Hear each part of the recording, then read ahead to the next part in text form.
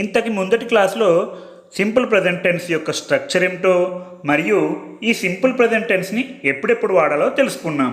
మరి ఈరోజు మిగిలిన టెన్స్లను గురించి నేర్చుకుందాం. సింపుల్ ప్రెజెంట్ తర్వాత వచ్చే టెన్స్ ప్రెజెంట్ కంటిన్యూస్ టెన్స్. ఈ ప్రెజెంట్ కంటిన్యూస్ టెన్స్ యొక్క స్ట్రక్చర్ ఏమిటో అదేవిధంగా ఏ ఏ సందర్భాల్లో వాడాలో ఈరోజు తెలుసుకుందాం. ఈ ప్రెజెంట్ కంటిన్యూస్ టెన్స్ యొక్క structure subject plus am, is, are plus V4 plus object. ఈ స్ట్రక్చర్లో యామ్, ఈజ్, ఆర్ అనేవి హెల్పింగ్ వర్బ్స్. యామ్ అనే helping verb first person singular అయిన ఐ అనే సబ్జెక్ట్కి మాత్రమే వర్తిస్తుంది. ఈజ్ అనే helping verb third person singular అయిన హీ, షీ, ఇట్ నేమ్లకి మాత్రమే వర్తిస్తుంది. ఆర్ అనే helping verb first person plural అయిన వీకు, సెకండ్ పర్సన్ ప్లూరల్ అయిన యూకు, థర్డ్ పర్సన్ ప్లూరల్ అయిన దేకు వర్తిస్తుంది. ఈ ప్రెజెంట్ కంటిన్యూస్ టెన్స్ని వాక్యంలో ఎలా ఉపయోగించాలో ఇప్పుడు నేర్చుకుందాం. ముందుగా సబ్జెక్ట్ని వ్రాయండి. తర్వాత హెల్పింగ్ వర్బ్స్ అయిన యామ్, ఈజ్, ఆర్ని వ్రాయండి. తర్వాత మెయిన్ వర్బ్కి ఇంగ్ ఫామ్ యాడ్ చేసి రాయండి. దీన్నే V4 అని అంటారు. ఈ ప్రెజెంట్ కంటిన్యూస్ టెన్స్ని ప్రస్తుతం జరుగుతున్న విషయాలను గురించి మాట్లాడేటప్పుడు మాత్రమే ఉపయోగించాలి. ఉదాహరణకు నేను ఇప్పుడు చదువుకుంటున్నాను. I'm reading now. ఈ వాక్యంలో ఐ అనేది సబ్జెక్ట్, యామ్ అనేది హెల్పింగ్ వర్బ్, రీడింగ్ అనేది V4, నౌ అనేది టైం ఫ్యాక్టర్. అతను బిస్కెట్ తింటున్నాడు. He is eating biscuit. ఈ వాక్యంలో హీ అనేది సబ్జెక్ట్, ఈజ్ అనేది హెల్పింగ్ వర్బ్, ఈటింగ్ అనేది V4, బిస్కెట్ అనేది ఆబ్జెక్ట్. ఈ ప్రెజెంట్ కంటిన్యూస్ టెన్స్ యొక్క ఫ్యాక్టర్స్ గురించి తెలుసుకుందాం. Now, at this moment, at present, right now లాంటి పదాలు ఉంటే అవి తప్పకుండా ప్రెజెంట్ కంటిన్యూస్ టెన్సెస్ అని చెప్పుకోవచ్చు. ఉదాహరణకు వారు ఈ సమయంలో నీళ్లు తాగుతున్నారు. They are drinking water at this moment. మీరు ప్రస్తుతం జరుగుతున్న అన్ని పనులను ప్రెజెంట్ కంటిన్యూస్ టెన్స్లో రాయవచ్చు. మీ చుట్టూ ప్రస్తుతం జరుగుతున్న పనులను ఇంగ్లీష్లోకి అనువదిస్తే అదే మీకు పెద్ద ప్రాక్టీస్గా ఉపయోగపడుతుంది. ఉదాహరణకు వారు సంగీతం వింటున్నారు. They are listening to music. ఆమె స్పోకెన్ ఇంగ్లీష్ నేర్చుకుంటుంది. She is learning spoken English. నేను ఇంగ్లీష్ క్లాస్ చెబుతున్నాను. I'm teaching English class.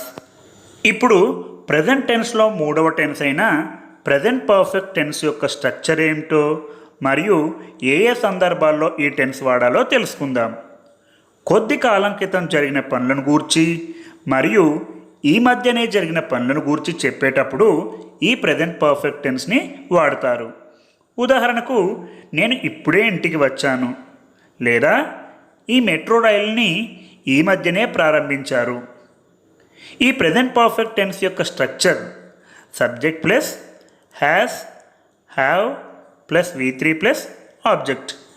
ఈ ప్రెజెంట్ పర్ఫెక్ట్ టెన్స్ని ఎలా గుర్తించాలంటే సబ్జెక్ట్ తర్వాత హెల్పింగ్ వర్బ్గా హ్యాస్ కానీ హ్యావ్ కానీ ఏదైనా ఒకటి ఉండి మెయిన్ వర్బ్ థర్డ్ ఫామ్లో ఉన్నట్లయితే ఆ టెన్స్ని ప్రెజెంట్ పర్ఫెక్ట్ టెన్స్గా గుర్తించవచ్చు. ఈ హెల్పింగ్ వర్బ్లైన హ్యాస్ లేదా హ్యావ్ను ఎలా ఉపయోగించాలంటే ఐ, వి, యు, దేలకు హ్యావ్ని ఉపయోగించాలి. హీ, షీ, ఇట్ నేమ్లకు హ్యాజ్ను ఉపయోగించాలి. ప్రెజెంట్ పర్ఫెక్ట్ టెన్స్ను రాసేటప్పుడు మొదటిగా సబ్జెక్ట్ని రాయండి. తర్వాత హెల్పింగ్ వర్బ్ అయిన హ్యాజ్ని కానీ హ్యావ్ని కానీ రాయండి. తర్వాత మెయిన్ వర్బ్ థర్డ్ ఫామ్ని రాయండి. ఈ ప్రెజెంట్ పర్ఫెక్ట్ టెన్స్ యొక్క టైం ఫ్యాక్టర్స్ని తెలుసుకుందాం. Just now, at, already, recently. ఉదాహరణకు మేము ఇప్పుడే ఇంటికి చేరుకున్నాము. We have reached home just now.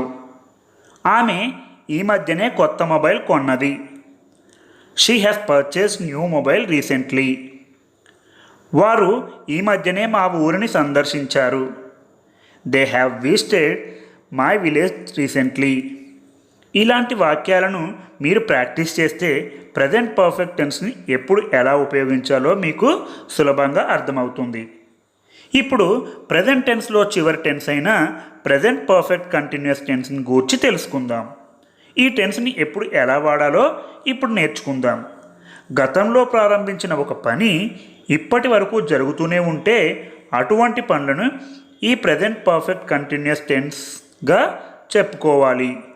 ఉదాహరణకు ఆఫీస్ నుండి ఇంటికి లేటుగా వచ్చినప్పుడు ఆఫీస్లో ఉదయం నుండి ఇప్పటి వరకు ఇంకా మీటింగ్ జరుగుతూనే ఉంది అని చెప్పడం.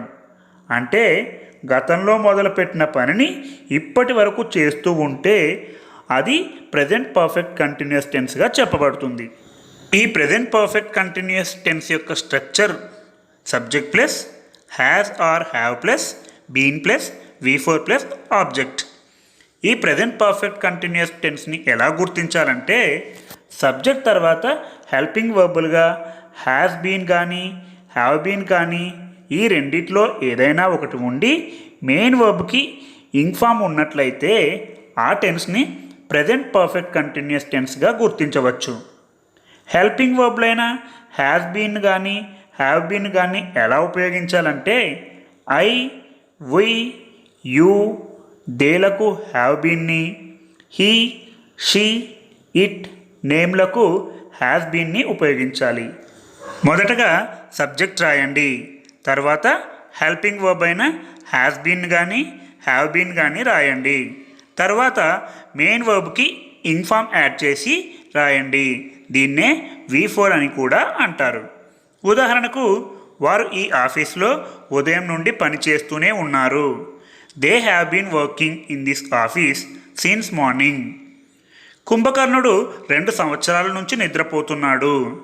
Kumbhakarna has been sleeping for 2 years. Present perfect continuous tense యొక్క time factors since, for, how long. వీటితో పాటు మరికొన్ని వాక్యాలు రెగ్యులర్గా ప్రాక్టీస్ చేస్తే టెన్సెస్ ఈజీగా నేర్చుకోవచ్చు. టెన్సెస్ మీద మీకు పట్టు వస్తే ఇంగ్లీష్ మాట్లాడటం మరింత సులభం అవుతుంది. ఇప్పుడు ఈ ప్రెజెంట్ టెన్స్లో ఉన్న 4 సబ్ టెన్సెస్ యొక్క స్ట్రక్చర్స్ తెలుసుకుందాం. మొదటిది simple present tense subject plus V1 or V5 plus object.